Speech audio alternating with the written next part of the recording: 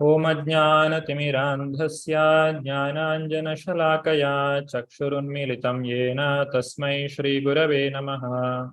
श्रीचैतन्यमनोभीष्टं स्थापितं येन भूतले स्वयं रूपा कदा मह्यं ददाति स्वपदान्तिकम्। वन्देऽहं श्रीगुरु श्रीयुतापदकमलं श्रीगुरून् वैष्णवांश्च श्रीरूपं साग्रजातं सहगण रघुनाथान्वितं तं सजीवम् साद्वैतं सावधूतं परिजनसहितं कृष्णचैतन्यदेवं श्रीराधा कृष्णपादान् सहगण ललिता श्रीविशाखान्वितांश्च। हे कृष्णा करुणा सिंधु दीनबंधु जगत्पते गोपेशा गोपिका कांता राधा कांता नमोस्तुते। तप्त कांचन गौरांगी राधे वृंदावनेश्वरी वृषभानुसुते देवी प्रणमामि हरिप्रिये। वाञ्छाकल्पतरुभ्यश्च कृपा सिन्धुभ्य एव च पतितानां पावनेभ्यो वैष्णवेभ्यो नमो नमः। नमः ओं विष्णुपादाय कृष्णप्रेष्ठाय भूतले श्रीमते भक्तिवेदान्ता स्वामिन् इति नामिने। नमस्ते सारस्वते देवे गौरवाणी प्रचारिणे निर्विशेषा शून्यवादी पाश्चात्यदेशतारिणे।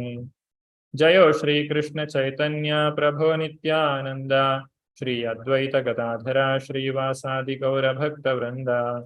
हरे कृष्णा कृष्ण कृष्णा हरे हरे हरे राम राम राम हरे हरे। हरे कृष्णा।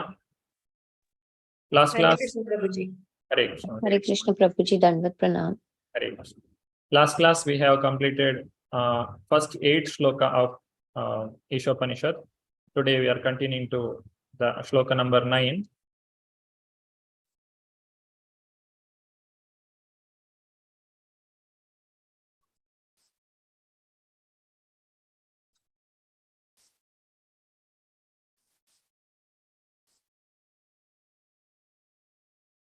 श्री राधा गोविंद की जय, श्री गौर निताई की जय, श्रील प्रभुपाद की जय।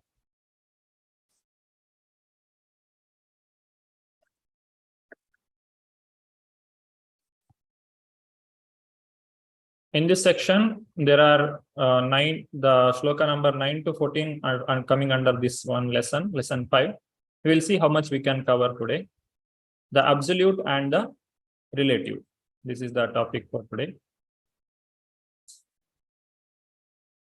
These are the all 18 chapters or the shlokas of Ishopanishad, how they are divided under different headings. First one is invocation till up to mantra 3. It is living in harmony with the Ishvara. And second part 4 to 8 is the Ishvara can be understood by spiritual vision.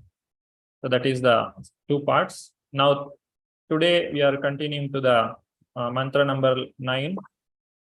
And 9 to 11 it is right and wrong vidya. And 12 to 14 is right and wrong upasana. That is knowledge and worship. So for understanding Ishvara. So this mantra 9, 10, 11 and 12, 13, 14.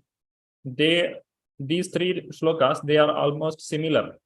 That is Vidya and Avidya, Upasana and the right Upasana and the wrong Upasana. These things will be discussed under these headings. So let us start with the right and wrong Vidya.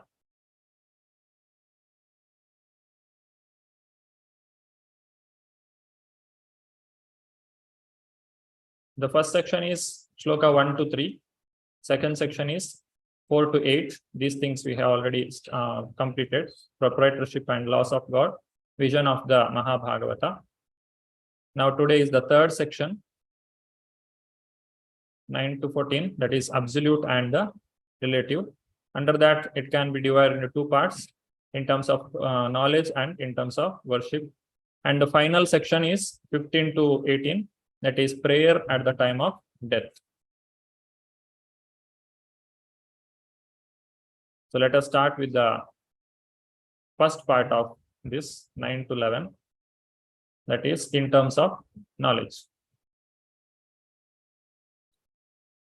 Now this 9, 10 and 11, these three shloka, if you see, what this 9th shloka say, avidya takes to darkness and vidya to greater darkness.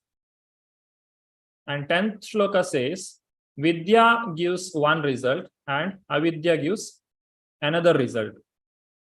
11th shloka says, vidya and avidya together grant immortality.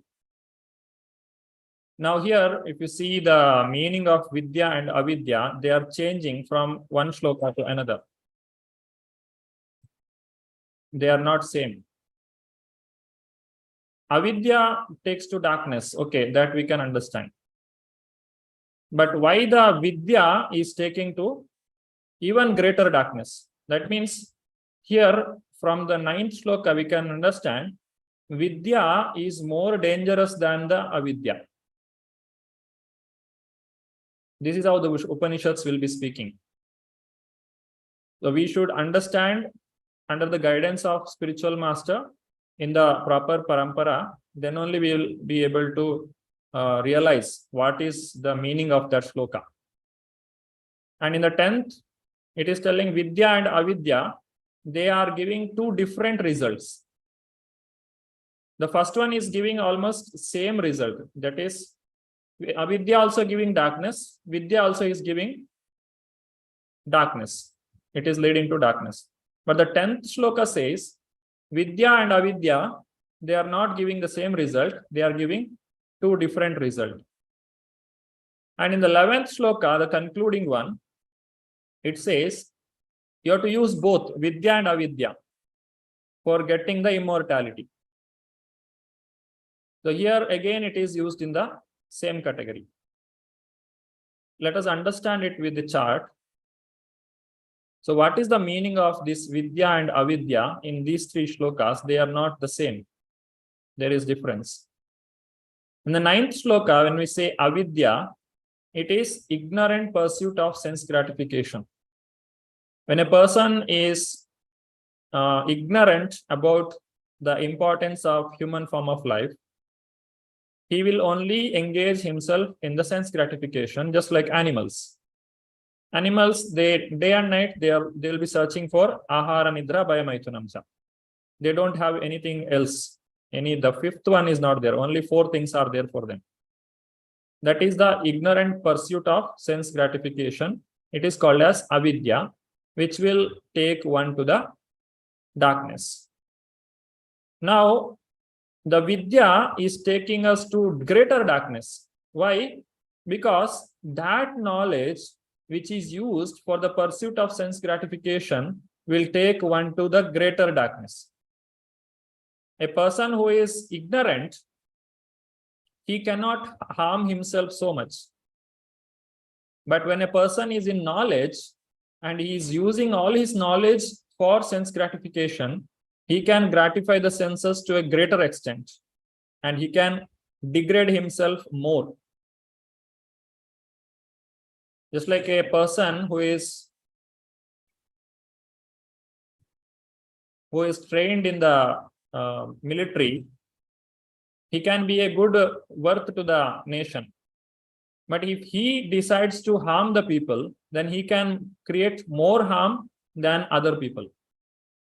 Or an educated person, if he uses the knowledge or technology which he has learned for harming the people or for harming himself, he can harm more than the person who is in ignorance. So that is the meaning of 9th shloka. So in this way, we can say a person who is ignorant is better than a person who is in knowledge. This is when sense gratification is goal of life. And in the 10th shloka, if you observe, knowledge for pursuit of sense gratification is considered as avidya. So what was vidya in the 9th shloka is considered as avidya in the 10th one. The knowledge for pursuit of sense gratification is not actually vidya, it is avidya, because you are still on the material platform. The 10th shloka is considering vidya as the knowledge which will take us to Krishna consciousness, that is spiritual. So according to 10th shloka, whatever material things are there, it is avidya, and whatever spiritual things are there, that is vidya. So in that sense, you can say vidya and avidya both give two different results. They are not giving the same result. If you are working for sense gratification, you will get one result. If you are working for self-purification, you will get another result. And the 11th shloka, it will say knowledge for bodily maintenance is avidya, and knowledge for pursuit of Krishna consciousness is vidya. Here, the second one is same. Vidya is same, knowledge for pursuit of Krishna consciousness. But in the avidya, there is slight difference. Sense gratification is not recommended, but at the same time, one cannot neglect the maintenance of the body, which is required. The 11th shloka says avidya means the maintenance of the body.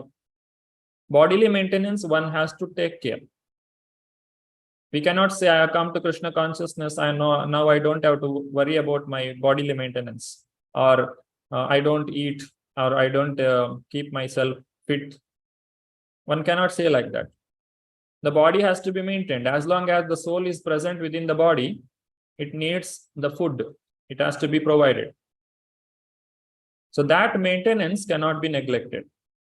So that is the knowledge for bodily maintenance. So if you are taking both together, that means the materially you are taking your body, taking care of the body for serving Krishna as a means to serve Krishna, and at the same time you are cultivating vidya for advancing in Krishna consciousness, can take one to the immortality. That is the meaning of 11th shloka. So both vidya and avidya are required. In this way, we can understand the 3 shloka. Let us see this shloka one by one in detail. The 9th shloka says, Andham tama pravishyanti ye vidyamupasate tato bhuya ivate tamo yau vidyayamrata. Those who engage in the culture of nascent activities shall enter into the darkest region of ignorance. Worse still are those engaged in the culture of so-called knowledge. So Prabhupada has discriminated the knowledge and the so-called knowledge separately. So this is speaking about the so-called knowledge which will take us away from Krishna.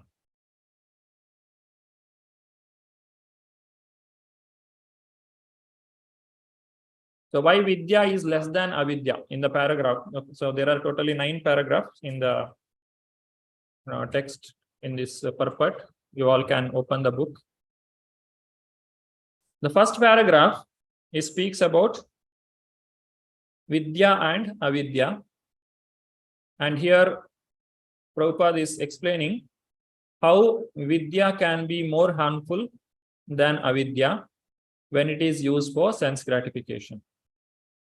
So vidya is less than the avidya. That is the meaning of this shloka. And second part, avidyam upasate. How people are upasate, worshipping the avidya, 2, 3, and 4. That means people take the sense gratification as the motive of life. They will completely dedicate or surrender to the sense gratificatory activity, and that becomes the only goal of life. That is avidyam upasate. Upasana means worshipping. So anything that give me pleasure to the senses, it will be worshipable for me. There is nothing greater than that. That is avidya upasana. And then from 4 to 9 is explaining vidyayam rataha. That means using the knowledge for sense gratification. Godless modern education, which has the goal of sense gratification, artha and kama. Hiranyakashipu asked the Shanda and Amarka to teach Prahlad only the kama and artha and kama. Don't teach him dharma and don't teach him moksha. Only teach artha and kama. Just teach him how to make money and how to engage sense gratification. Modern education also almost same. In education, there is no option for teaching the student what is dharma. It is all out. Nobody can enter the university. Bhagavad Gita, we cannot teach Bhagavatam. All these things are not allowed. And moksha concept is not there at all. They don't know what is moksha. There is life after death. All these things are imaginary for them. So that is the vidyayam rataha.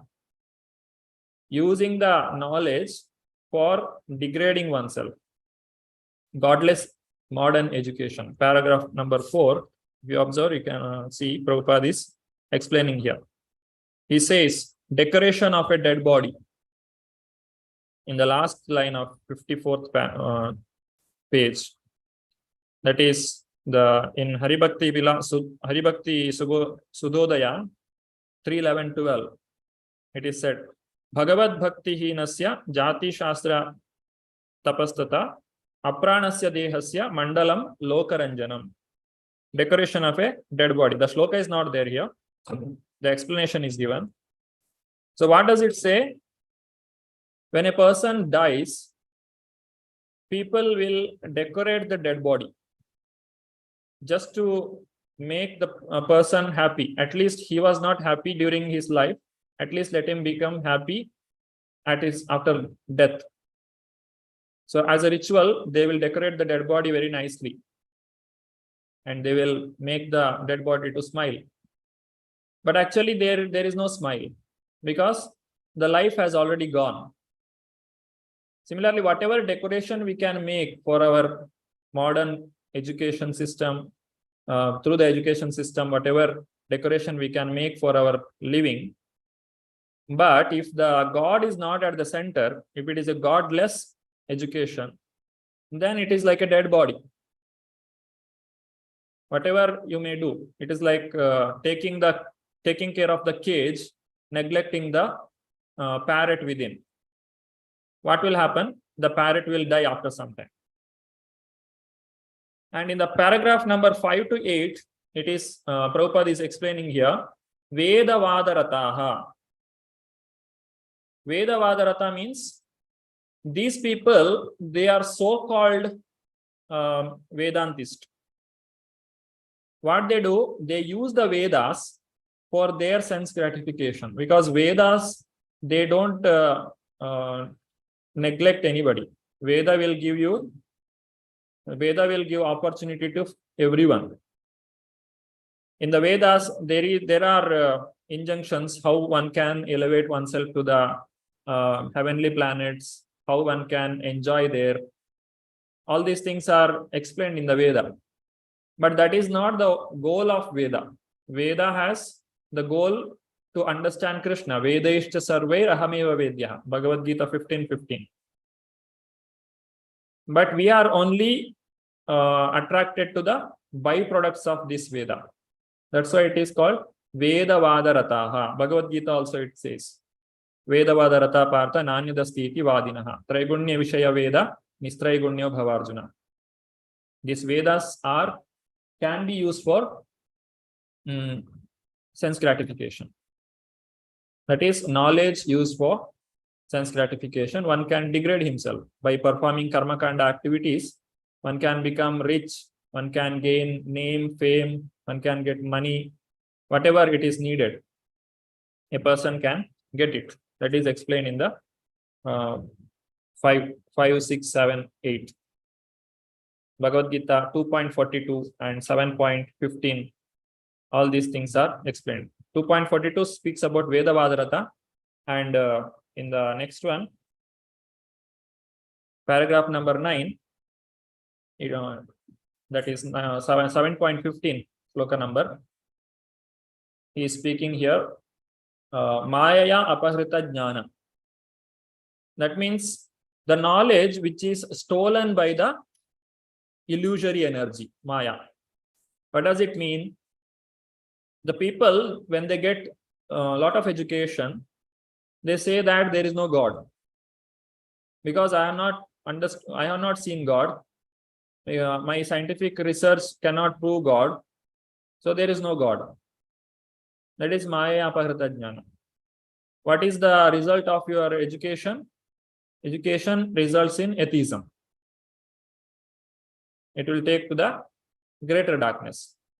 So better it is to keep the people in ignorance than giving this kind of knowledge, which will take one to the avidya, or one which will take to the darkest region. That is Maya apahrita jnana. So Prabhupada is explaining here in 3 parts. What is this? Vidyayam rataha. People who are looking for knowledge, but the goal is sense gratification. The one is modern education, godless modern education, where people are getting educated, but they are not understanding what is Krishna. Only making money and sense gratification is the goal of life. Second part, using the Vedas. The so-called spiritualists using the Vedas, the Karmakanda portion of the Vedas, trying to become happy by sense gratification, by different performance of yajna. And third one who has got the knowledge, after getting the knowledge, as a result of that material knowledge, which is godless, he will try to prove that there is no God. Why there is no God? Because I have learned now. My education system has not taught me God, so there is no God. People become atheists. This is the vidya. This kind of vidya is taking us to darkest region. It is more dangerous than the vidya itself. Those who would like to read can raise their hand.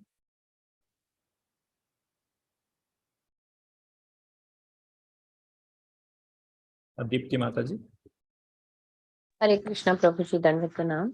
Hare Krishna. Modern civilization has advanced considerably in the field of mass education, but the result is that people are more unhappy than ever before because of the stress placed on material advancement to the exclusion of the most important part of life, the spiritual aspect. Sri Prabhupada Ji ki jai. Thank you, Prabhuji. Hare Krishna. Hare Krishna. The modern education, it is creating the people as atheists. We are getting more and more atheists in the society. These people cannot advance in the spiritual life, and they cannot make their human form of life successful. Sureshwar Priya Mataji. Hare Krishna Prabhuji, Dandavat Pranam. The advancement of learning by a godless people is as dangerous as a valuable jewel on the hood of a cobra. A cobra is decorated with a valuable jewel is more dangerous than one not decorated. Mandra 9 Purport, Srila Prabhupada ki jai. Hare Krishna. Thank you, Mataji. So here, the education is compared to the jewel, but that jewel is present on the hood of a cobra. Now, if a cobra which doesn't have the jewel, it is not so dangerous because it cannot attract anyone, or nobody will go and try to touch that cobra. But when a cobra is decorated with this valuable jewel on its hood, there is a chance that people may get attracted to it, and they try to go and touch that. And when they touch it, the cobra will bite them and the person will die. So that is explained here. When the person is educated in the modern civilization, which is godless, then he can make more people to follow whatever philosophy he may be having, so that he can create more damage to the society. He can propagate the atheism, and he can destroy the life of many people. So that is why here it is compared to the jewel on the hood of a cobra. So this shloka is exactly fitting to the Kali Yuga. Sarita Mataji. Hare Krishna Prabhuji, Dandavat Pranam to all. A godless civilization directed towards this so-called advancement of education is more dangerous than a civilization in which the masses of people are less educated. Mantra 9, purport. Hare Krishna. Jai Shri Prabhupada. Hare Krishna.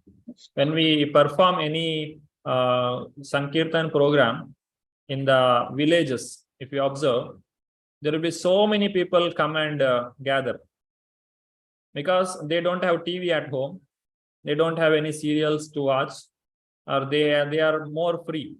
They just have to work in the field for some time in the agricultural land, and evening everyone is free.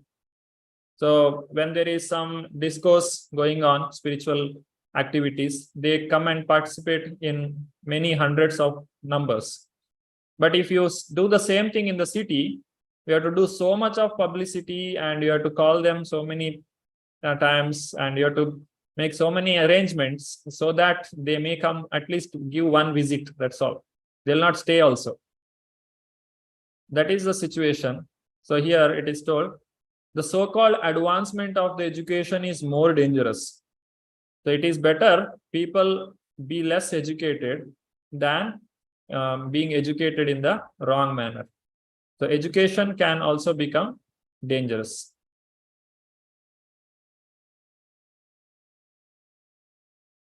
In the paragraph 4, let us study in detail once again, continues. To be in ignorance is bad. In the paragraph 4, if you can see, Prabhupada is explaining it in a more systematic way. To be in ignorance is bad, but to claim to be in knowledge is worse. That means a person who is in ignorance, at least he knows that he doesn't know. But if he doesn't know that he doesn't know, he is more dangerous. He is in even more difficult situation. That is like non-theistic scientist. There is there are people, they are very humble, those who are not educated much in the field of science or the modern education. They are very humbly say, I have not learned much, I don't know much things, so I'm an ignorant person. So he is okay, he's a better person. But there are people who boast themselves that I have done so many degree, I have so much of knowledge, and they don't agree that there is something which you don't know. They only say that whatever I know, that's it. But the present scientists, those are honest, they will agree that the science, whatever we know, is very, very small. There is many things to explore. Or whatever way you can see. If you see in the micro level, there is so much to learn. And if you say in the space science also, as you go on exploring more and more, we are getting more and more doubts, more and more confusion. It is increasing day by day. So the knowledge, whatever we have, is very, very small. But if the scientists claim that whatever I know, that's it, that means he is ignorant about his ignorance. He is worse than the person who is honest to say that I'm in ignorance. And the third person is even more dangerous. That is, to condemn real knowledge as ignorance is worst. That is atheistic scientist. The second one is non-theistic. That means he is not interested in spirituality. But the third one is atheistic. That means he is opposing the teachings of Bhagavad Gita and Bhagavatam. These people, they try to prove that whatever is told in the Vedas, whatever given in the scriptures, they are all bogus. They are useless. They have no basis. And whoever follows them, they are in ignorance. Those are following the Shastra. So these people are worse than other two. So these are three levels of godless civilization. First one is they are in ignorance. Second one is they try to prove that whatever knowledge they have, that is the ultimate. They don't agree that there is something more to understand. Third one is they are telling whatever the real knowledge is there, that to be ignorance.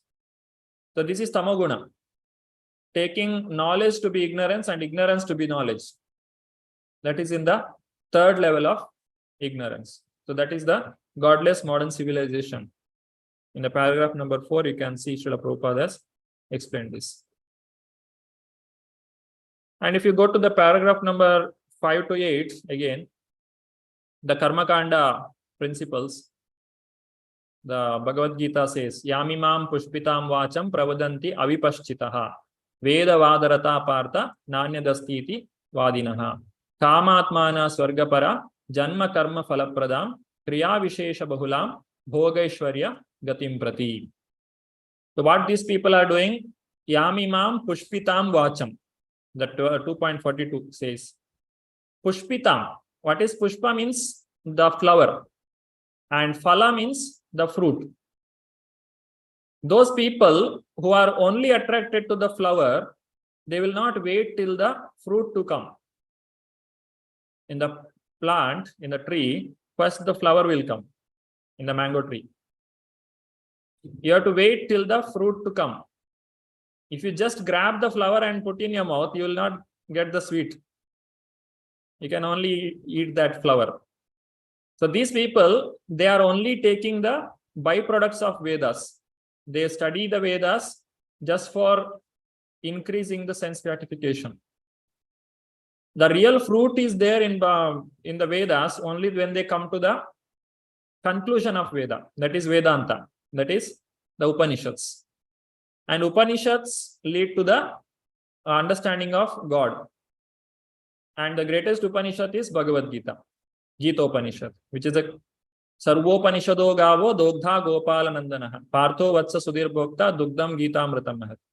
And the conclusion of Bhagavad Gita is Sarvadharman Parityajya Mamekam Sharanam Raja Aham Tvam Sarva Papebhya Moksha Ishyami Mashuchaha Manmana Bhava Madbhakto Madhyaji Mam Namaskuru.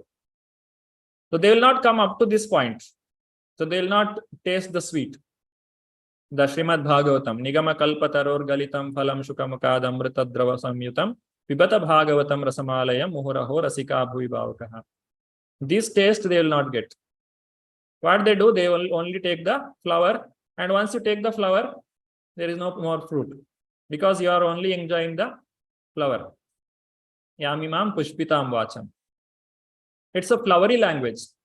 It's very attractive, because whenever the person is trying so much in his material life to achieve something, and when he comes to know that if you worship this god, if you go to this temple, if you do this puja, then you will get promotion, then you will get money, then all your court cases will be gone, your diseases will get cured. Okay, you can do this. So it is very pushpitam. It is very attractive.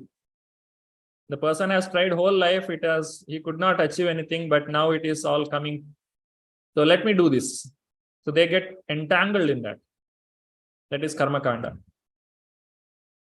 Pravadanti avipaschitaha. They are not intelligent people. They are not intelligent. They are in ignorance because they don't know the real purpose. Veda vadarata partha nanyadasti iti vadinaham. Kamatmana swargapara.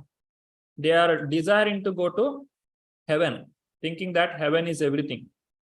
But heaven is like you earn and you spend. Whatever you earn here, you spend in heaven, and again you have to come back. Prapte punye swargalokam vishalam, kshine punye martyalokam vishanti. So that is like going up and down. But when we perform devotional service, the devotional service itself is awarding us the love of Godhead. There is no separate activity. The result and activity, they are in the same line. So serving Krishna will give us Krishna Prema, and Krishna Prema will give us more service.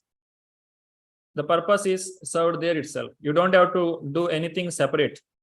But the going to heaven, it is two different activities. You perform activity here, it will take you to the heaven, And living in heaven, it will bring your punya down. And again, to get that punya, again you have to come here back. So these are two different activities. But in bhakti, it is both are in line. We don't have to worry about, okay, I am performing devotional service. Should I work for my Krishna Prema separately? No, it is there in there within that. The love of Godhead is a result of devotional service. Devotional service is a result of the Krishna Prema. That is love of Godhead. Sargapara. Janma karma phala pradam. Janma and karma. The cycle of birth and death will not stop if we go to the heaven. Abrahma bhuvana loka punaravartino arjuna. Mamupetyatu kaunteya punarjanma na vidyate. Unless we go back to Godhead, we cannot stop the birth, death, old age and disease. And that is the real problem of life that they are not addressing. That's why they are called as avipaschitaha. Wherever we may go, it is just like how much punya we can do so that we can accept birth and death. It is not possible. It is just like asking a person, how much money should I give you so that I can kill you now? You will accept the death. The pain of death, pain of birth is so much that it cannot be complemented with anything else. If I send you to the heaven, okay, you have to accept the death. And after coming back from the heaven, you have to accept the birth. So that real problem will remain as it is. Only some material happiness we get for some moment. Kriya Vishesha Bahulam Bhoga Ishwarya Gatim Prati. Why they are doing all these things? Because they are after Bhoga and Aishwarya. Mistake side issue in Vedas as ultimate purpose. That is, the byproducts are more important. And they will also misguide the people and misinterpret the Vedas. They say that the Vedas are having only this purpose. There is no other purpose. They will neglect or they will deny the real purpose of the Vedas. And in the last paragraph, Prabhupada explains about what is Mayaya Aparita Jnana. These are the people who are very educated, so-called educated people. The people, those four kinds of people who never come to Krishna. Namam dushkritino mudha prapadyante naradhama. 7.15 Bhagavad Gita. Mayaya Aparita Jnana Asuram Bhavamashritaha. So here the fourth one is the third one, Maya Aparita Jnana. Namam dushkritino mudha and naradhama. Mudha, naradhama, Maya Aparita Jnana and Asura Bhavamashrita. These four people will never come to Krishna. Why? Because they are called as dushkritina. Their activities are not conducive for devotional service.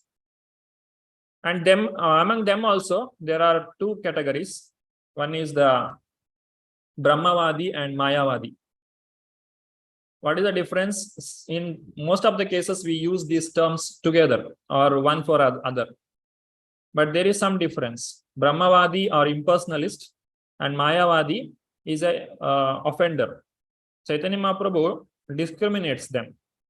Mayavadi is a Krishna aparadi, but not the Brahmavadi. Brahmavadi is a impersonalist. They don't know the Bhagavan aspect of Krishna. They think that Brahman is everything. So for such people, Krishna says in Bhagavad Gita 12.5, Klesho adhikatarastesham avyakta sakta chetasam avyakta hi gatir dukkam dehavadbhiravapyate.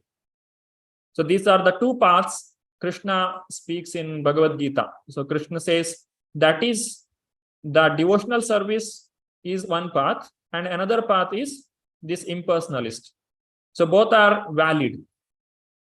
Both are, Krishna has accepted both paths. But then he says, Klesho adhikatarastesham. This path is more difficult because dehavadbhiravapyate. One who is embodied, he cannot perform this so easily. That is Brahmavadi. One who doesn't have the understanding of Bhagavan. How to get the understanding of Bhagavan? By getting the association of devotee, by the association of bhakta. Only a devotee can teach us what is Bhagavan feature of the Lord. And what is Mayavada? Mayavada, it is told in the Bhagavad Gita 9.11 and 12. Avajananti mammudha manushim tanumashritam param bhavamajananto mama bhuta maheshwaram mogasha moga karmano moga jnana vichetasaha rakshasim asurim chaiva prakritim mohinim shrita. So those people who think that Krishna to be an ordinary person, they are Mayavadis. Or those people who think that we all are God, they are Mayavadis. They imagine that Bhagavan to be a temporary manifestation of the Brahman himself. That is Mayavada. The Brahmavadis are not as dangerous as Mayavadis.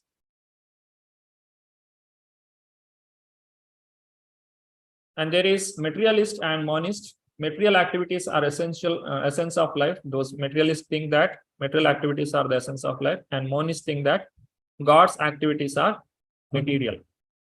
So these are the two aspects. Those people who are after sense gratification, they will only act for material sense gratification. And these people, monists, that is the Mayavadis, or those who say that me and God are same. They say that the God's activities are also material. They bring God to the material platform and they take themselves to the spiritual platform. Both are wrong. That is the Mayavada. So that is the shloka number 9. Next, coming to shloka number 10. Anyadevahur vidyaya anyadahura vidyaya iti shushrumadhiranam enastad vichachakshire. The wise have explained that one result is derived from the culture of knowledge and that a different result is obtained from the culture of nescience. So this is the second part, where we had the first one, 9th, is telling ignorance and knowledge. Here avidya is better than vidya. And in the 10th one, this shloka is telling vidya and avidya are giving two different results. So that is explained here. The wise have explained that one result is derived from the culture of knowledge, and that a different result is obtained from the culture of nescience. So knowledge and nescience, the ignorance, they are giving two different results. So let us understand how is this. Here, Prabhupada explaining the text number 8 from the chapter 13 of Bhagavad Gita to explain what is real knowledge, or one should culture knowledge in the following way. You can see in the page number 58. So there are totally 18 things are explained. The text number 13.8 to 13.12 up to 8 to 12, it is explained. In that shloka, there are actually 20 are there, but the last 4 are clubbed together to make 2. So it is only 18 things are listed here.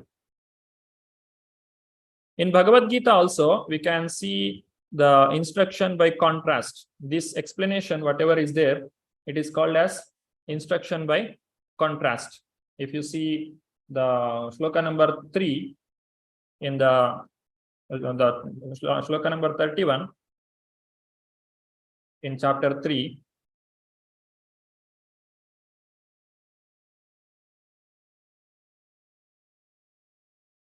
what does it say? 31-32. Yeme matam idam nityam anutishtanti manava shraddhavanto anasayanto muchyante tepi karmabhihi. So one who is performing this activity, he will get relief from the bondage. And etettvabhyasuyante nanutishtanti me matam sarvajnana vibhodamstan vidhi nashtana chetasaha. If he doesn't take to this understanding, then they will destroy themselves. So these are these two shloka, 31 and 32, they give two different results. So Krishna is explaining here.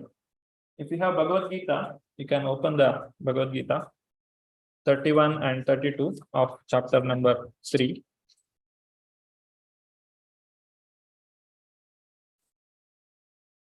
Those persons who execute their duties according to my injunction and who follow this teaching faithfully without envy become free from the bondage of fruitive actions.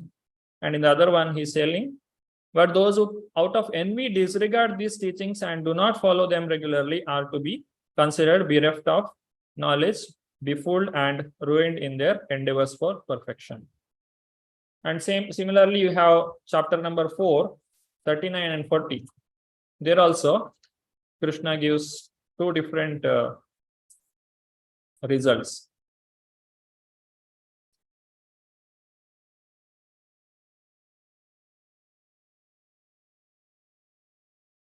So 39 says that Shraddhavan labate jnanam tatpara sanyatendriyaha jnanam labdha param shantim achirena adhigacchati, which says that a faithful man who is dedicated to transcendental knowledge and who subdues his senses is eligible to achieve such knowledge, and having achieved it, he quickly attains the supreme spiritual peace. This is positive. And other side also he explains. Ajnana shraddhadanascha Sanyamatma vinashyati nanyam lokosti na paro na sukham samshayatmanaha. But ignorant and faithless persons who doubt the revealed scriptures do not attain God consciousness. They fall down for the doubting soul. For the doubting, they fall down. For the doubting soul, there is happiness neither in this world nor in the next. So this is the negative way. This is the other way of explaining.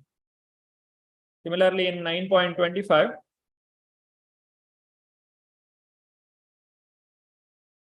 we have the contradiction. So those who worship the demigods will take birth among the demigods. Those who worship the ancestors go to the ancestors. Those who worship the ghost and spirits will take birth among such beings. And those who worship me will live with me. So these are two contradictions, that is worshipping God and demigods or the ghost. Yanti deva prata devan pitrun yanti pitruvrata bhutani yanti bhuteja yanti madhyajinopi mam. Similarly, in the 16th chapter, 23-24,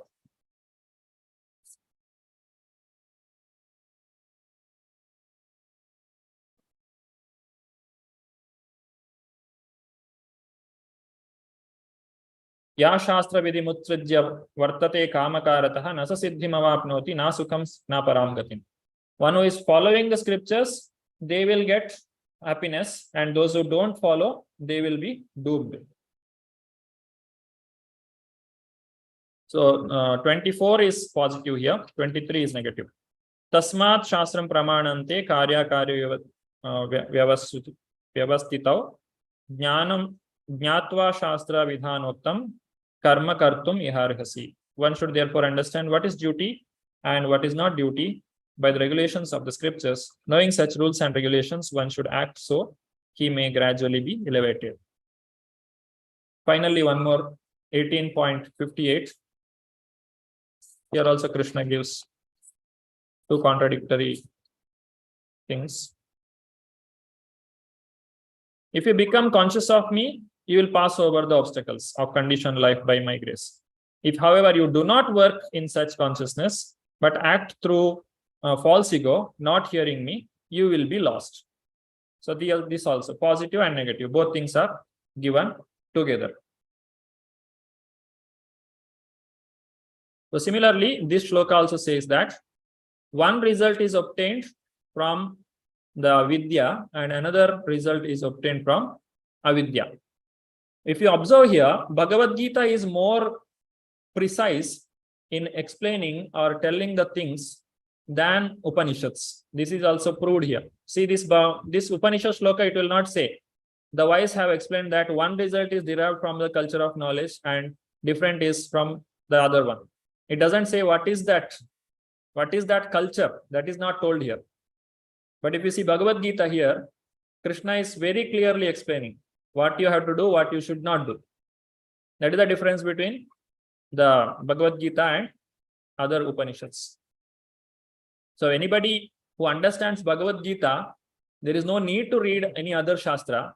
Even if you read, you will understand it better only after reading Bhagavad Gita. If you directly go and read any other Shastra, there is a lot of confusion which will happen, or the person may get misguided, or you will not understand anything. So that will be the result. So that is the beauty of Bhagavad Gita. Now in this mantra 10, there are mainly 3 parts.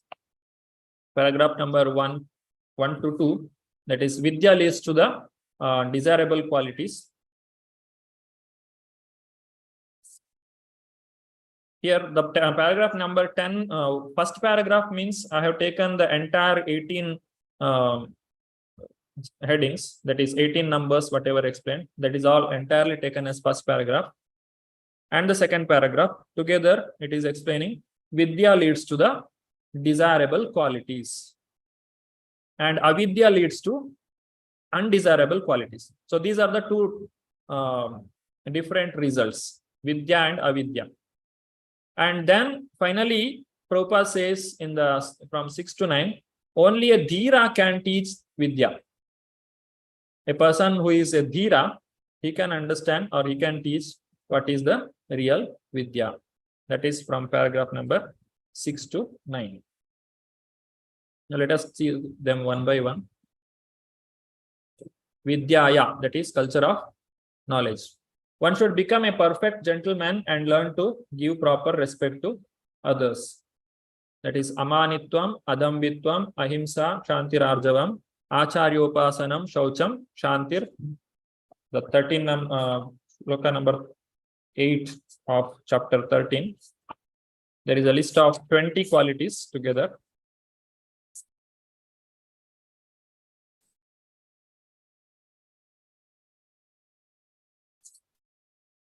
Amanitvam, adambitvam, ahimsa, kshantirarjavam, acharyopasanam, shaucham, stairyam, atmavinigraha. Indriyarteshu vairagyam, anahankara evacha, janma mrityu jara vyadir, dukkha doshanudarshanam. Asaktir anabhishwanga, putradara grahadishu, nityam cha samatitatvam, ishtanishtopapatishu. Mai chananya yogena bhakti ravya bicharini, vivikta desha savitvam, aratir jnana sansadi.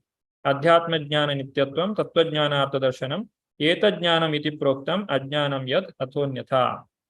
These are the qualities: humility, pridelessness, non-violence. You can read when you are free after this class. Tolerance, simplicity. These all are the qualities which is obtained by the culture of knowledge. That means when a person comes to the knowledge, he will understand what is his position. In the beginning, we will only explore our ignorance. We will understand how much we don't know. To know how much I don't know is the beginning of knowledge. It is just like a person can say, I can do this job within 1 hour. But actually, he has not properly analyzed it. Actually, that work will take 1 week to do. But he will say that within 1 hour, I can finish this work. That means he is ignorant about his ignorance. He doesn't know that he don't know the real effort that is needed for performing the activity. But when he starts doing that job, then he will realize and he will say, oh, sorry, it is not possible to finish within 1 hour. I need at least 1 week to finish this work. What he did, he only explored his ignorance. He understood that he don't know. To know that I don't know is the beginning of knowledge. It will make humble. Anybody who gets the knowledge, the real knowledge, it will make the person humble. So that is the first quality of Vidya. That is here given amanitvam, humility. The person will become very humble. Pridelessness, he will give up all his pride. What is there to feel proud about? What is my condition? I am the living entity who doesn't know from where I have come, and I don't know where I am going. I don't know why I am like this. I don't know anything about this. How I got this human form of life. Before coming here, what I was. I don't know anything about this. I have born in a family and somebody is taking care of me, and I'm living here. I got educated and I'm earning something and I'm just leading my life. I don't know what will happen tomorrow, and I don't know what was happened yesterday. So what is there to feel proud about? So that is the knowledge which makes the person humble. The real knowledge. That is the one which we have to understand. That knowledge we have to cultivate.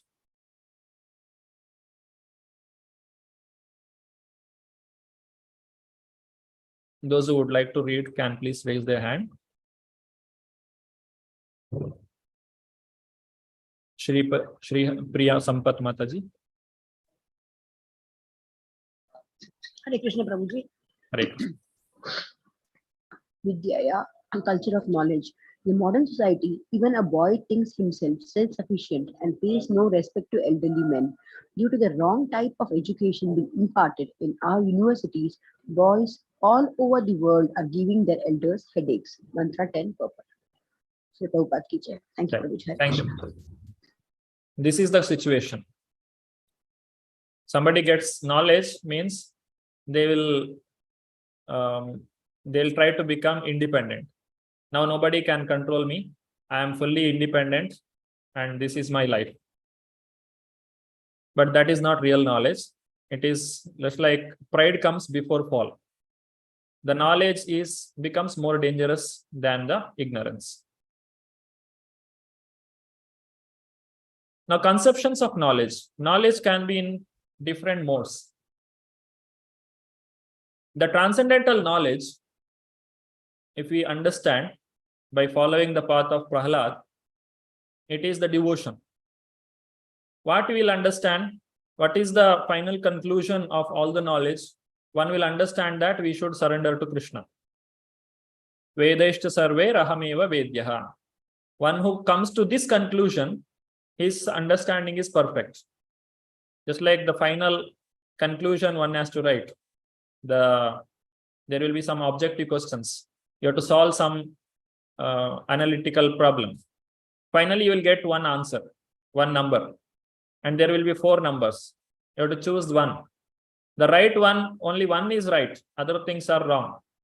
So if your calculation is perfect, then you will get that exact number. Similarly, our culture of knowledge, if it is perfect, if it is going in the transcendental way, then the person will understand that I have to surrender to God. If he comes to that conclusion, then his understanding is perfect. But if it is having any controlled by the modes of nature, then if it is sattvic, then people say that knowledge is virtue. That is told by Socrates. That means when a person gains the knowledge, he will become a gentleman in the society. He will not harm others. He will know how to live and he will help others. He will do humanitarian activities. That is coming to the Sattva Guna by cultivating the knowledge. That is less than transcendental knowledge, but still it is somewhat better than the other one. That is in the Rajoguna. The person will say that knowledge is power. Francis Bacon, he has told, knowledge is power. That means by knowledge, I can control others. If I have the power, why power is needed? To control others or to have control on everything. So knowledge, if you say knowledge is power, then it is Rajasic. Knowledge is virtue, that is Sattvic. But if one comes to the conclusion of surrendering to God through the knowledge, then that is the real transcendental knowledge.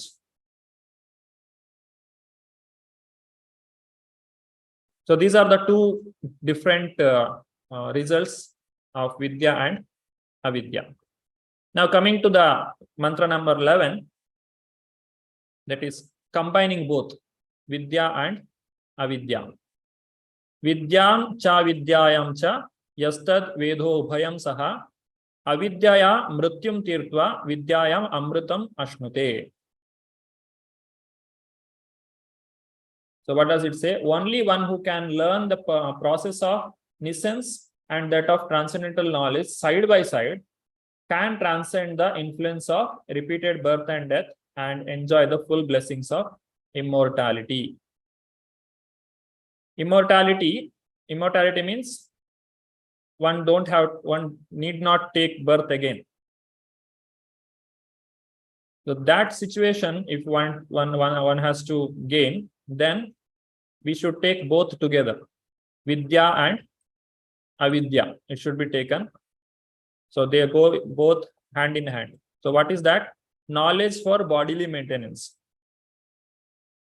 I may neglect sense gratification, but I cannot neglect the maintenance of the body. One should eat for keeping the body fit, or one should eat for keeping the soul with the body. One cannot neglect it. That's why the fasting is allowed only during the Ekadashi or during the festival, the appearance day of the Lord or Acharyas. We should not fast unnecessarily. Fasting unnecessarily is like giving trouble to the body. It is not allowed. Unless a person is sick or the doctor has recommended that you have to fast, then okay, that is maybe different issue. Otherwise, we cannot fast for some political issues, or we are angry at someone, I will not eat today. So such things are not coming in the transcendental activity. The body has to be taken care. This body is it's a temple for the Lord. Anybody who has realized the presence of the Lord in the heart, or at least understood from Bhagavad Gita that Lord is living within this heart, then we cannot neglect the body. We should keep the body fit, we should keep it healthy, we should keep it clean, and we should not use the senses for any bad activities. That's what it is told. When a person comes to the Sattva Guna, all the senses will become Prakasham Upajayate. That is, all the senses will do only the Sattvic activities. The ears are used for hearing the Lord's pastimes. Eyes are used for seeing the beautiful form of the Lord. Hands are used for serving the Lord.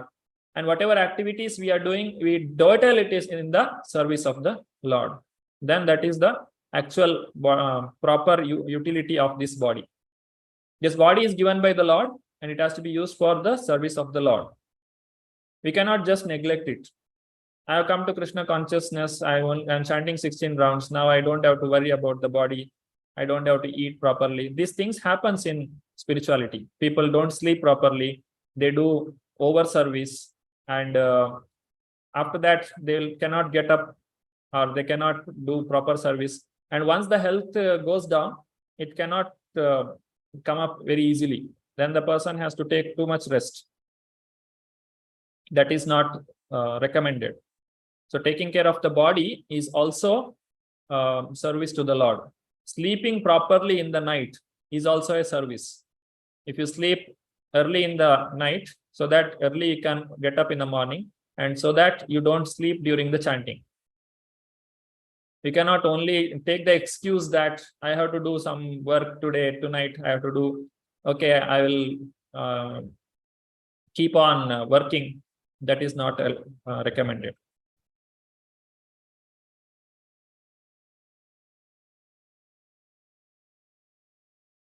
Mantra 11, this has a long purport. So this is there are 14 paragraphs in this. Only one who can learn the process of nescience and that of transcendental knowledge side by side can transcend the influence of repeated birth and death and enjoy the full blessings of immortality. The first 5 paragraphs, they say that it is not possible to have the immortality materially. Nobody can become immortal materially. Example is Hiranyakashipu or Ravana, Kumbhakarna or Shishupala, Dantavakra. All these people you can take as example. Prabhupada has explained this topic by taking the example of Hiranyakashipu. Nobody can live here permanently. Everyone has to go back. Go back to Godhead or go to another planet or go to another body. Somehow the body will not allow us to live here permanently, because this body has an expiry date. We don't know what is the date of expire of this body, but it definitely has a expiry date. When we take birth, we are walking towards death every day. Yesterday, I was a little bit away from the death. Today, I have become more close to the death. And tomorrow, I'll be even more close to the death. I don't know how far is the death, but definitely death is there. So nobody can become immortal materially. We have to give up this body. That is explained in the first 5 paragraphs. And second paragraph, or the second part, it is entirely explained about immortality. It is possible only by following the teachings of Krishna. That is the next entire section. So entire purport can be divided into 2 parts. Immortality impossible and immortality possible. Materially impossible, spiritually possible. These things are explained. These are the some of the reasons why immortality is impossible by material things. The material things, the matter, either living or non-living matter. Here, the body is non-living, the soul is living. So when the body has the soul within, it is called living matter. And when the matter which doesn't have the soul, then it is non-living matter, or which doesn't show the symptoms of life. That is called non-living matter. So there are 3 things for non-living matter, that is creation, deterioration, and destruction. When we make something, just like when we buy a new mobile, it is created by someone, and it, as soon as it is created, it starts deteriorating. Then after few years, it will stop working after some time. Then it is destruction. It is recycled, or it will be thrown away, or it will become invalid. Finally, it will reach the ground. That is the 3 stages for non-living matter. But for the living matter, there are 6 changes. It is not only 3. It takes birth, and after taking birth, we don't degrade immediately. We grow. The body will change. There is no growth as like that of the balloon, because the cell divides, and when the cell divides, new cells are coming and old cells are dying. So the body is changing. And maintenance, we maintain the body for some time. And also maintenance means whenever there is a injury to the body, we will take care of it. The body itself can maintain itself. When there is an injury, the blood starts clotting, and if we have any problem, if some mosquito bites on the hand, the blood will create such a situation that no antigens can enter our immune system. The immune system becomes very alert. So all these things, the defense system is there in the body. So that maintenance is body itself is doing. And above that, we also externally give some maintenance for the body. Then reproduction, the non-living matter cannot produce, one mobile cannot produce another mobile. You have to buy a new mobile after that.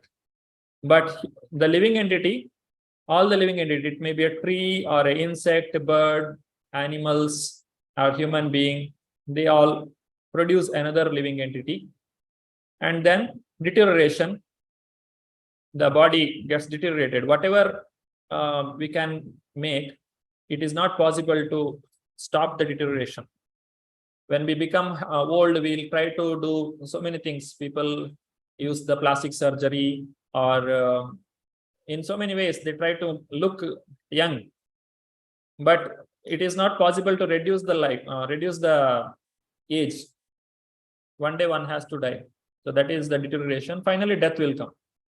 So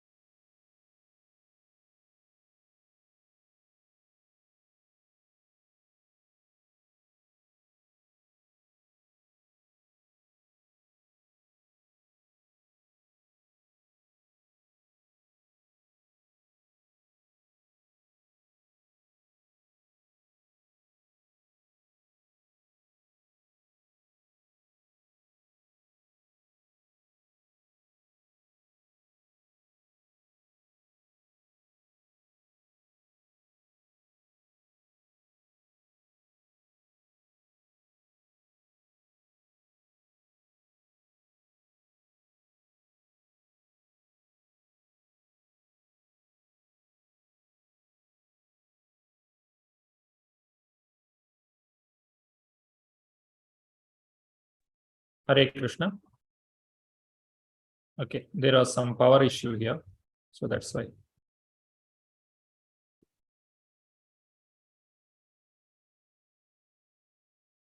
Okay, am I audible?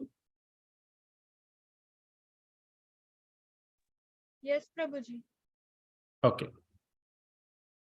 So I was explaining about the different stages. So till today, no scientist could produce a single grain of rice in the lab. If you want to eat, you have to depend on the Mother Earth. It is not possible to produce a single grain of rice in the lab. Forget about changing the gene or making the person young again who is old. All these things are away. We have to depend on the nature. We cannot produce a leaf. A leaf, it is so designed that just by taking the ingredients from the earth, by taking the sunlight from the sun and drinking the water, it produces so many varieties of fruits and vegetables which can feed the animals. No scientist can imitate this. This is the property of God.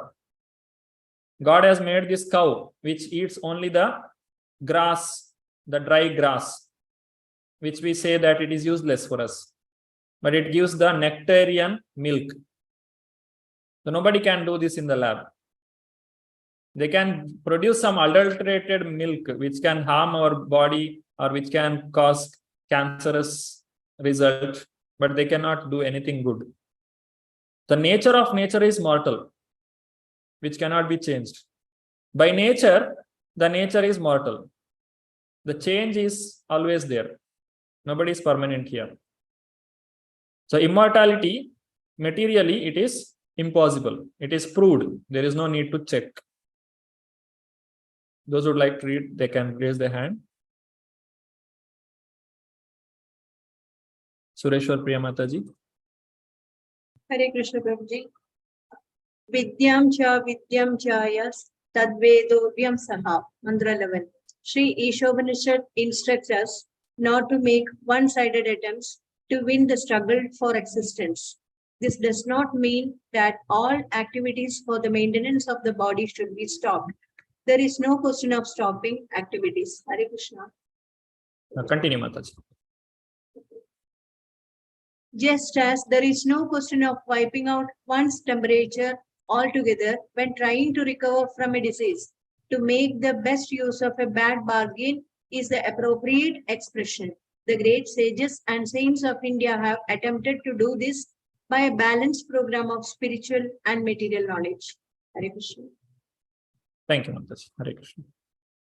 So balanced program. How this balanced program is made by the sages? So what they do here, the knowledge is divided into two parts. One is Paravidya, other one is Aparavidya. The para means spiritual, that which is away from this material world, para. Apara means this material world, something related to this material world.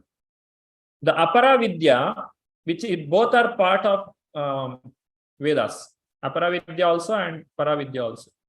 Apara vidya will help us, it will teach us how to maintain the body, and para vidya will help us to go back to Godhead. Both are parts of Vedas. As we have studied in the beginning of Ishopanishad, Veda has 4 parts: Samhita, Brahmana, Aranyaka, and Upanishads. These Upanishads are directly speaking about spiritual activities. But the Aranyakas, Brahmanas, these are explaining about how a person has to live in this material world. Especially the Brahmanas and Aranyakas, the Grahasthas and Vanaprasthas, how they have to lead their life, all these moral instructions, everything is given in the Vedas. That is Aparavidya, which will explain us how to maintain the body. Both are needed, and Aparavidya should support the Paravidya. It should not become independent of that. So what is Aparavidya? The following are practice of Chaturvida Purushartha, Dharma, Artha, Kama, Moksha. This is also coming under Aparavidya. That means one has to perform Dharma, that is the rituals or the righteous activities. And when we perform this, what will happen? The person becomes eligible for getting Artha or money. Money will come. Then use that Artha for fulfilling the desires, not crossing the limits of spirituality, within the limit.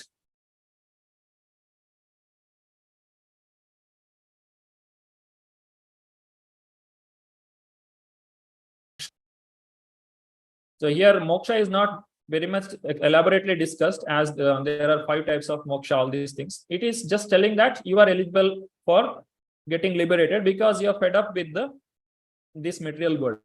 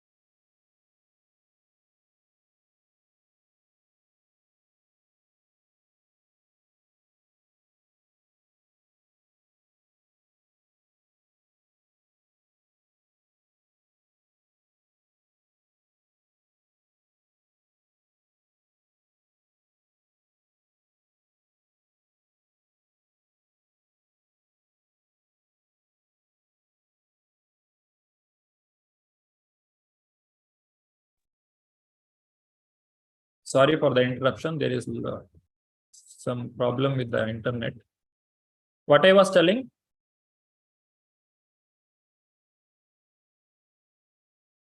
Am I audible? Yes, Prabhuji. You were talking about moksha.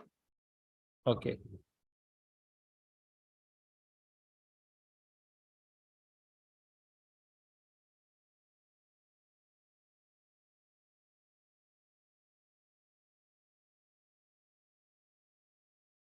Okay. So the real credit, the real money is not gold or silver. What is the real money? It is the pious credit that we have. If a person tries to get artha without doing dharma or without doing righteous activities, then he will not be able to enjoy whatever he has achieved. People, we can see, they are working day and night hard every day for 12 or 15 hours. They have no time to eat. They have no time to sleep. So what kind of enjoyment are they having?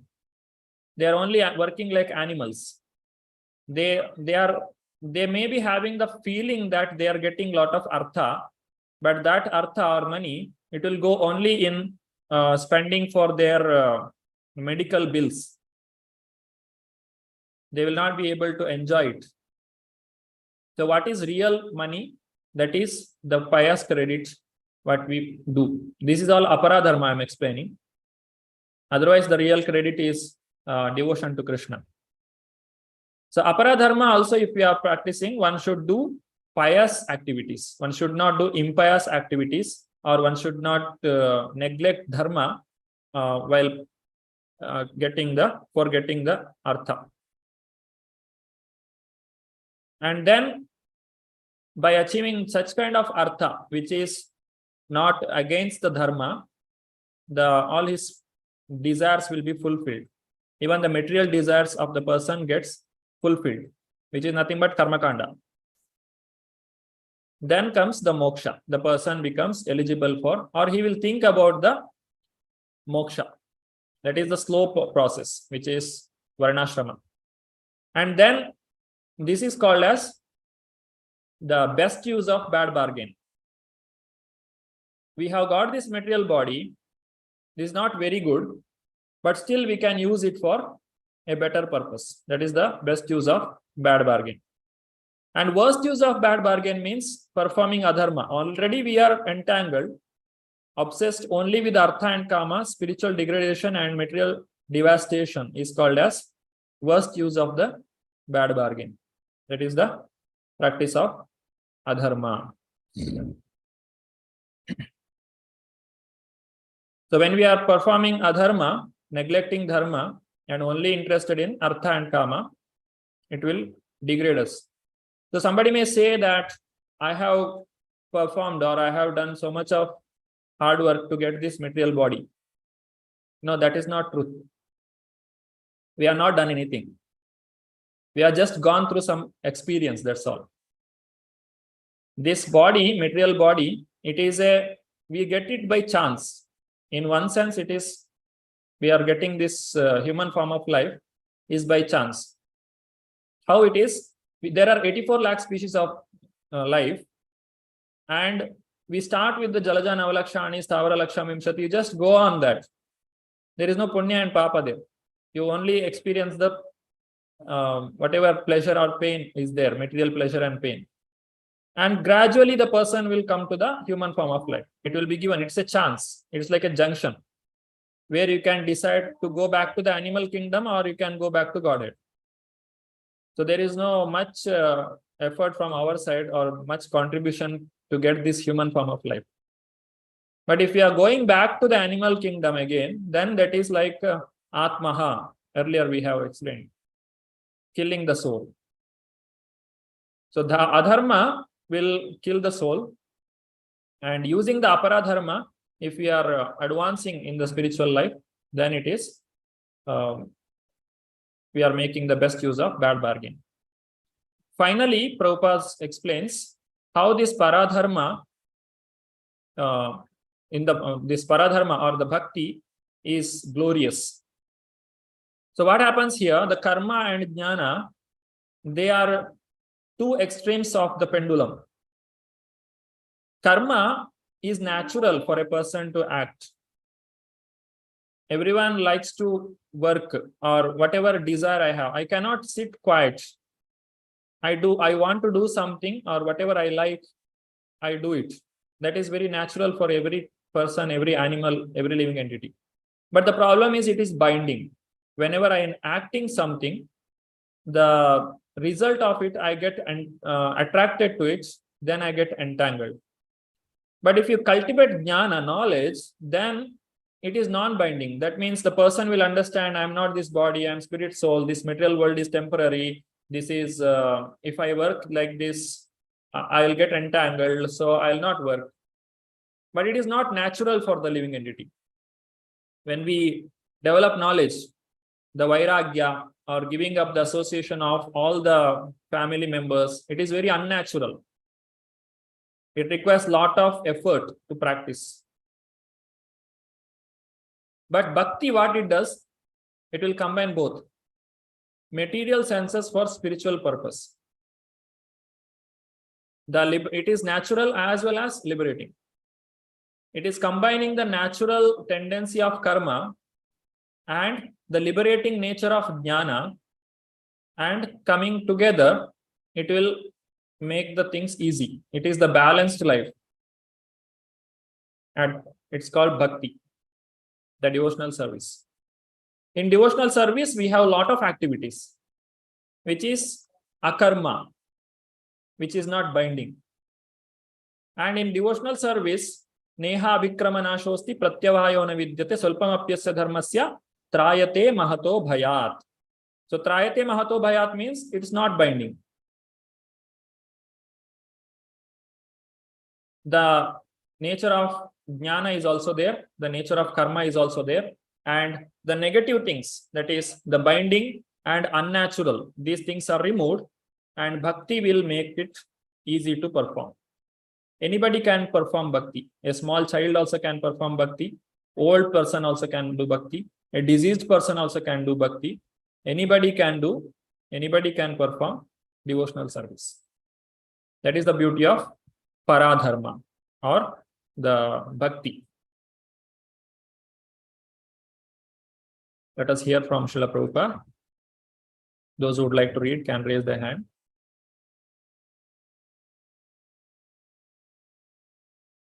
Madhuri Mataji.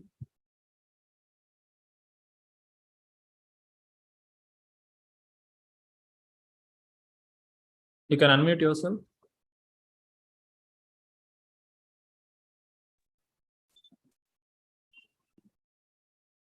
You're not audible. Am I audible, Prabhuji? Hare Krishna. Yes, Mataji.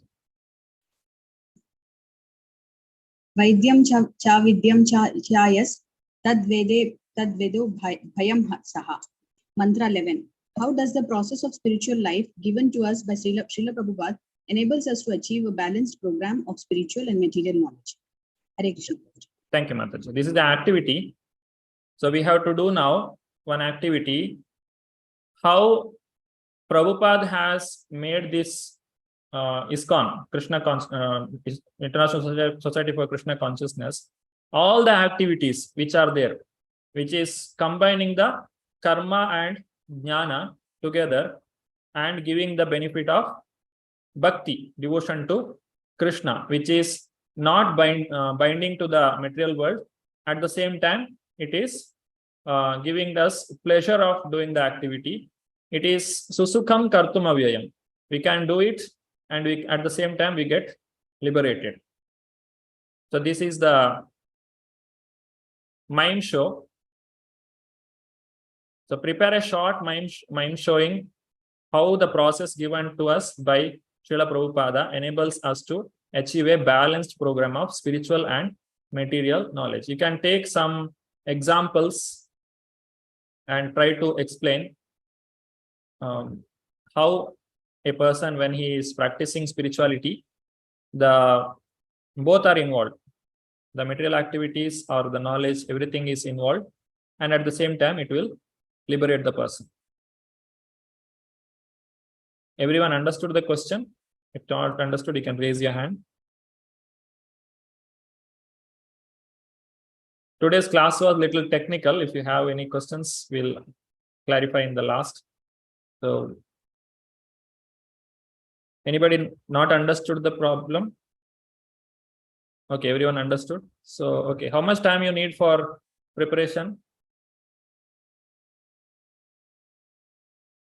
5 minutes is okay. 5 minutes for preparation, 2 minutes for presentation, 2 or 3 minutes for presentation. It's a mind show. So there are only 12 people today. We'll do 3 groups. Is it fine?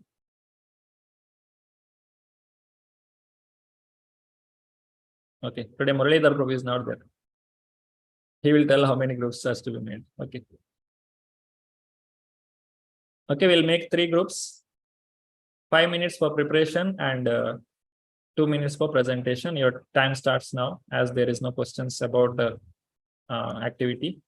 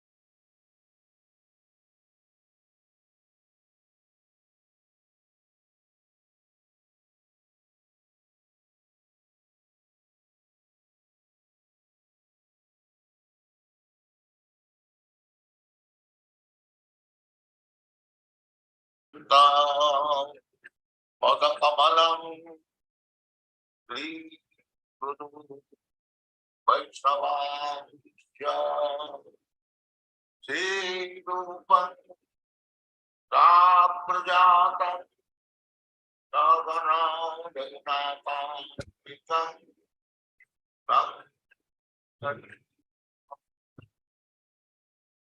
Radhaitam Ravakutam Parijana Saritam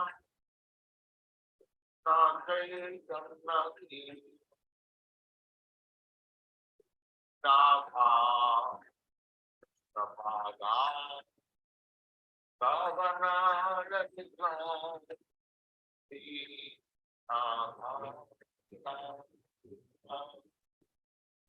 Hare Krishna, Hare Krishna, Krishna Krishna, Hare Hare, Hare Rama, Hare Rama, Hare Hare.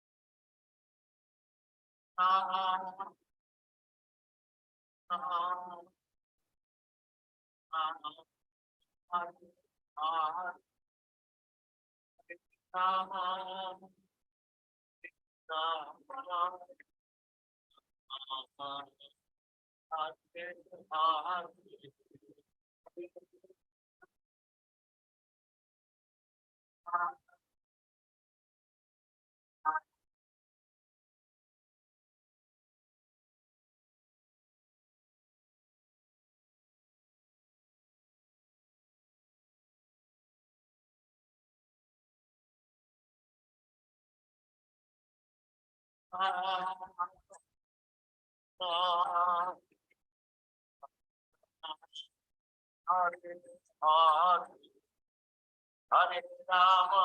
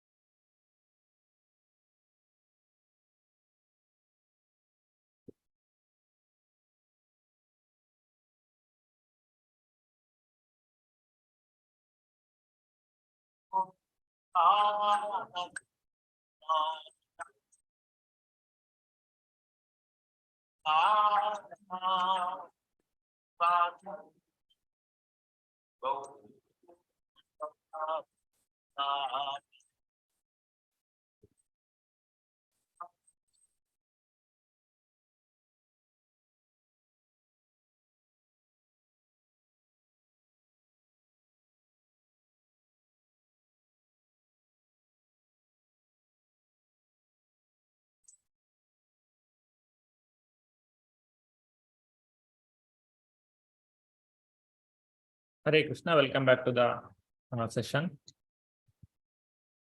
So this is a mime show. First time we are doing in this. So those who would like to raise, those who are participating, they can raise their hand. all the participants. One group.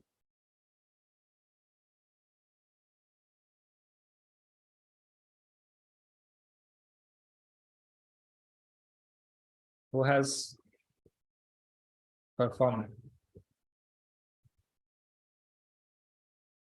What happened?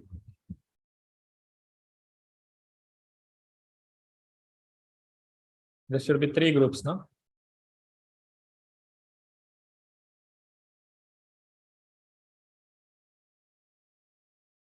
Those who would like to present can raise their hand. Muralidhar Prabhu came.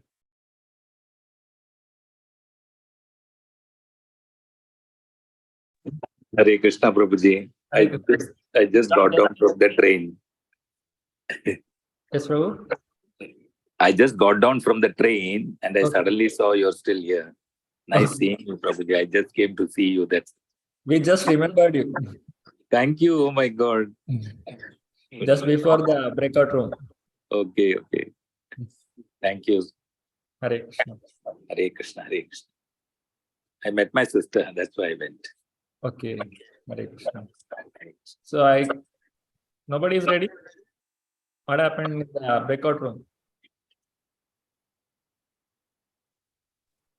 Prabhuji, Rakshita Mataji is ready. I don't know, she has forgotten to raise her hand. Oh, Prabhuji, we've prepared to talk. Like mime show, we've not literally That's prepared. okay. You can give the dialogue. That's okay. How many people together?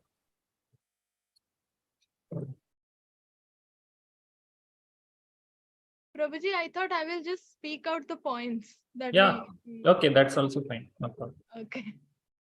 Okay, so the question is, how are we using our material activities for spiritual purpose, right? So first thing we could think of is reading. So without material education, we cannot read and understand these philosophies or anything as such, because we need to first get trained on reading and interpreting. So basic English is needed for that. Basic language skills is needed, which is going to be obtained only through modern education system. We need to go to school and then learn all this, and then learning that skill to read scriptures instead of reading these materialistic novels and other things, reading scriptures and then understanding those philosophies, tattvas and all that. So that is one thing. Second thing is creating websites. Every ISKCON temple, every ISKCON center needs websites, right? Which is very technical. So learning, again, this also comes from material education, learning how to code and then using that coding skills for creating temple websites and nothing else. Not other material things.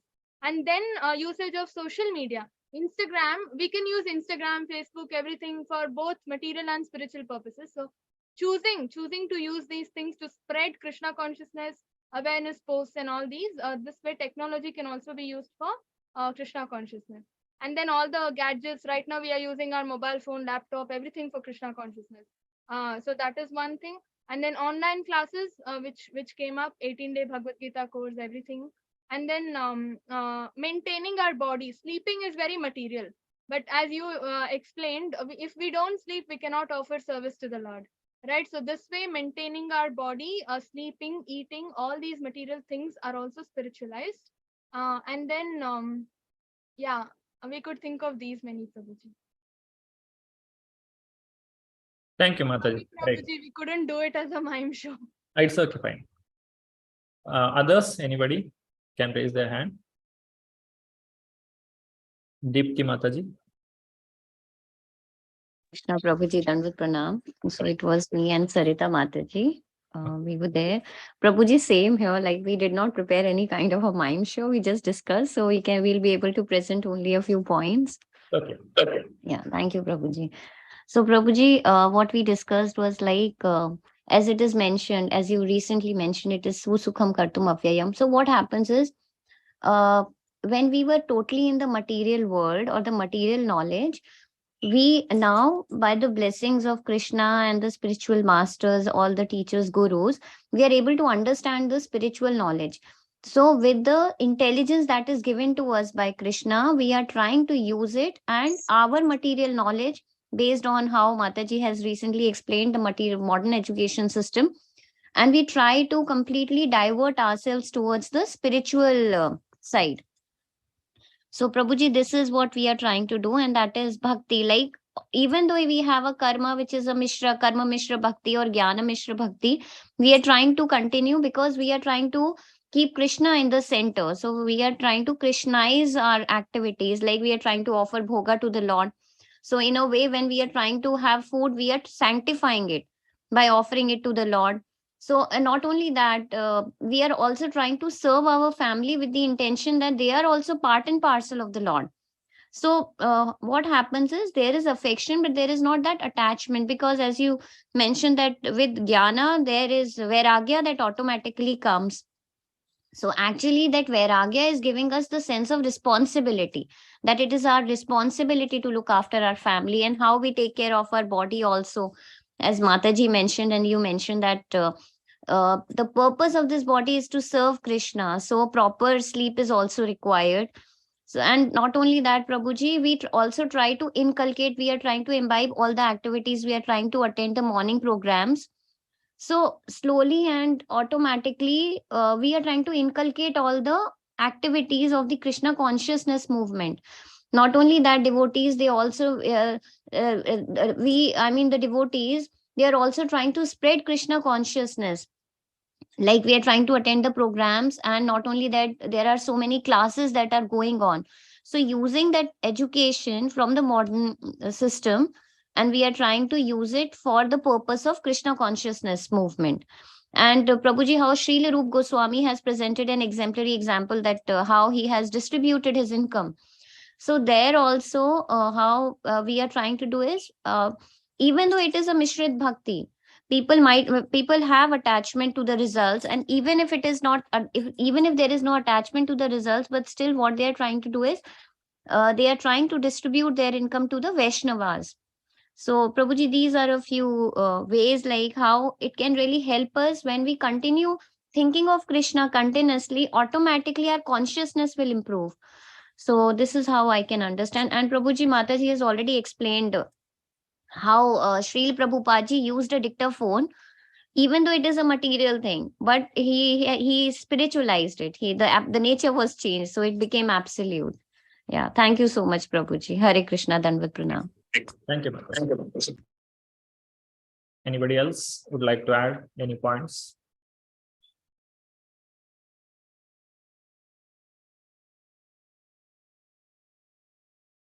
So this is nothing but Yukta Vairagya. Anasaktasya Vishayan Yatarham Upayunyataha Nirbandhe Krishna Sambandhe Yukta Vairagya Muchate. We should do Yukta Vairagya, not the Falgu Vairagya. Okay. So that is about first three shloka of today. Let me tell briefly about the next three shloka and what is the relation.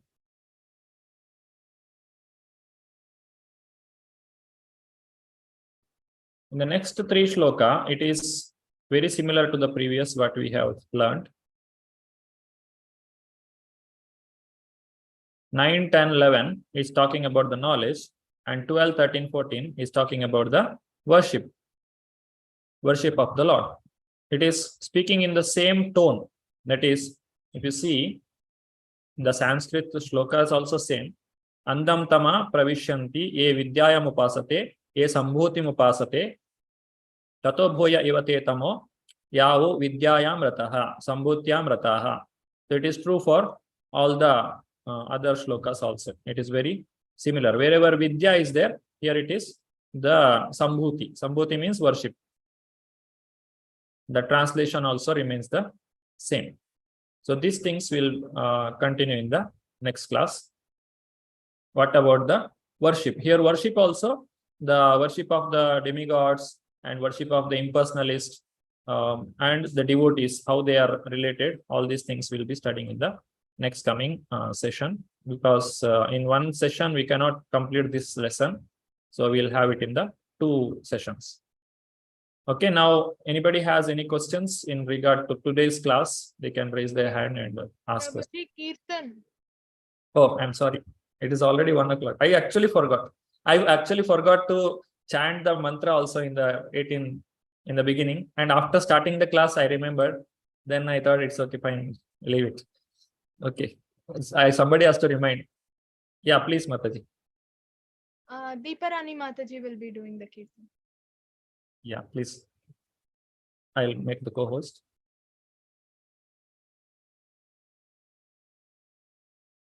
Yes, Mataji, you can. Hare Krishna Prabhuji Dhanapana. Hare Krishna. On this occasion of Snan Yatra, I have selected to sing Jagannath Astakam. Very happy Snan Yatra to all the devotees present here.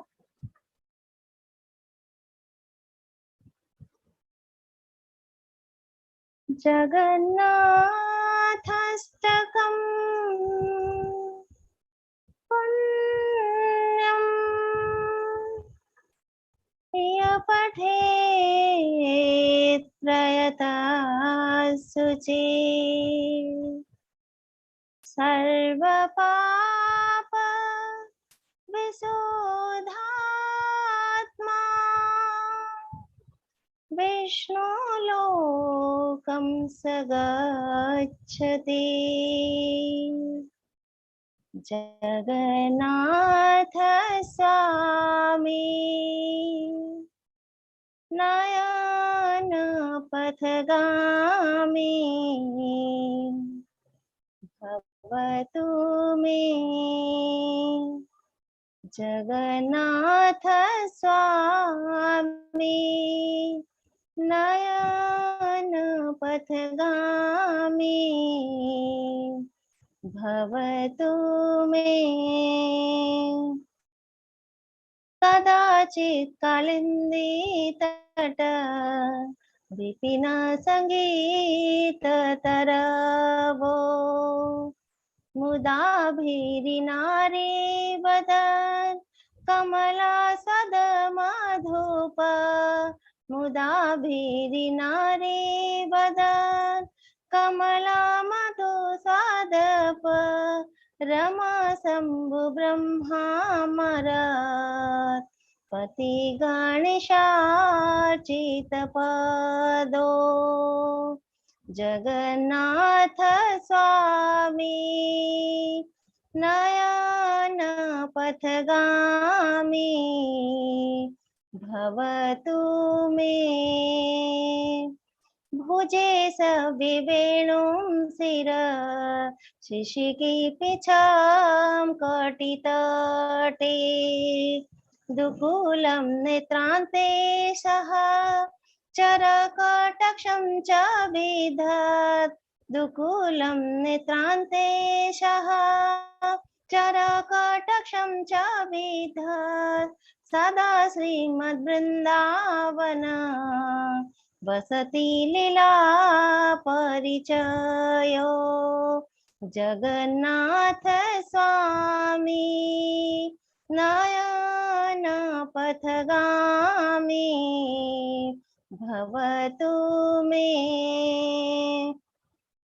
Mahambodhasire kana Karuchir nila sikhare Vasan prasadanta sahaj Balabhadrana balina Vasan prasadanta sahaj Balabhadrana balina Subhadra madhyastha sakar Suraseva basarado Jagannatha Swami Nayana Pathagami Bhavatu me Kripa paravara sajar Jalada sreni ruchite Rama Vani Rama Spura Damala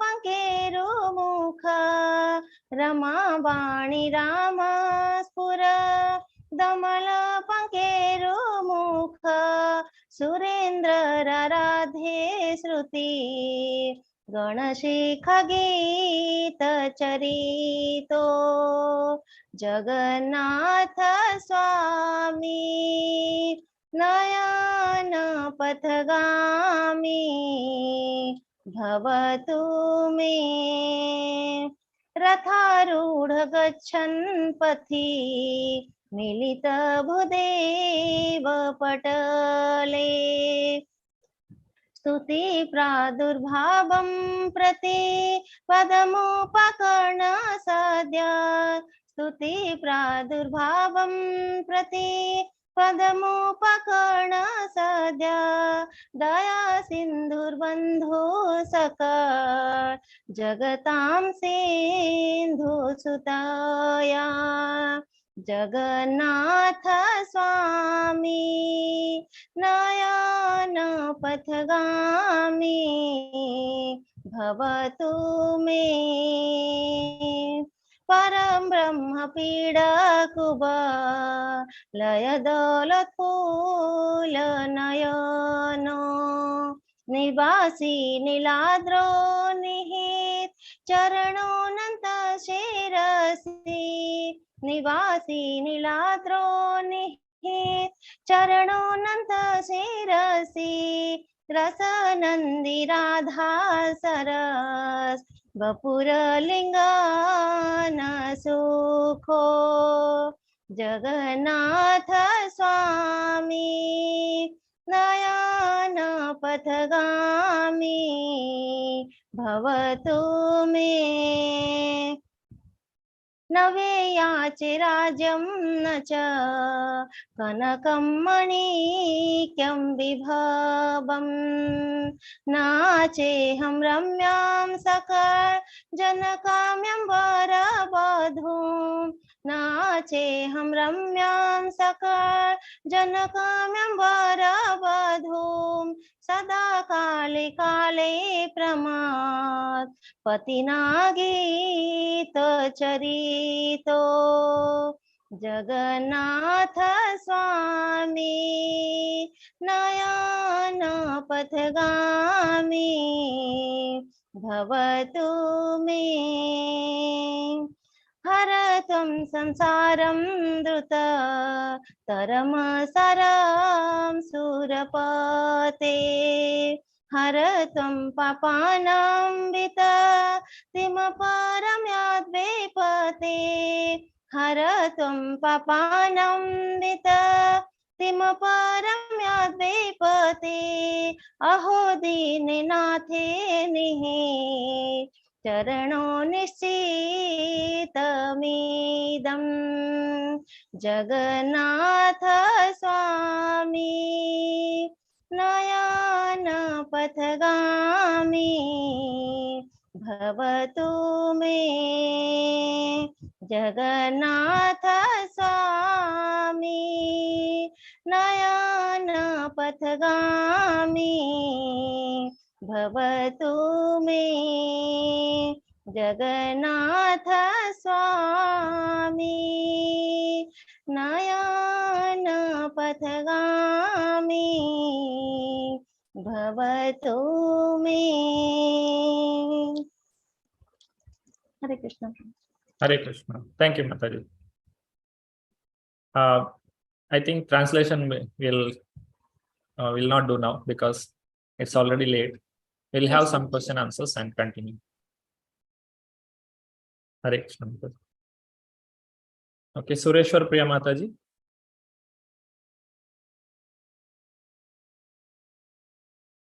Unmute yourself. Hare Krishna Prabhuji. Hare Krishna. One small doubt I have. We were talking about Brahmavadi and Mayavadi in Mantra 9. And one is supposed to be impersonalist and Mayavadi is an offender. Yeah. But these two people are coming under Dushkritina. No. Mayavadi is Dushkritina. It is not coming under Dushkritina, but Mayavadi is a Krishna Aparadi, or it is an offense to think that Krishna to be an ordinary person and oneself to be God. That is Aparada. But Brahmavadis, people end up with Brahmavada because of they not having association of devotees. When we try to understand the spiritual subject matter, when he do it himself, or if he is gone to a person who is having only the knowledge, not the devotional aspect, then it will be he will end up with the Brahmavadi. That is not a problem, or it's not a mistake, or it's not an offense, or it is not a dushkritina. He will, as soon as a person gets the association of devotees, he will come to the devotional aspect. The example is 4 Kumaras. Chatush Kumara, they were like their impersonal aspects were there. It is actually they are great devotees. It is just a leela of those devotees to give us the instruction. When they saw the beautiful form of the Lord in the Vaikuntha, they became devotees. Even Shukadev Goswami also, na? Initially he was impersonalist. So impersonalist is okay type. He will definitely come to Krishna consciousness. But Mayavadi will not come. No, they will be, it's an offense. They go away from Krishna. They can be placed under Dushkritina, isn't it? Mayavadi. Yeah. Thank you so much. Hare Krishna Prabhuji. Thank you so much for the wonderful lecture today. Hare Krishna. Hare Krishna. Any other questions? No, Prabhuji. Thank you for the session, Prabhuji. Done with Pranam. We'll stop. I thank all the devotees for coming to the session and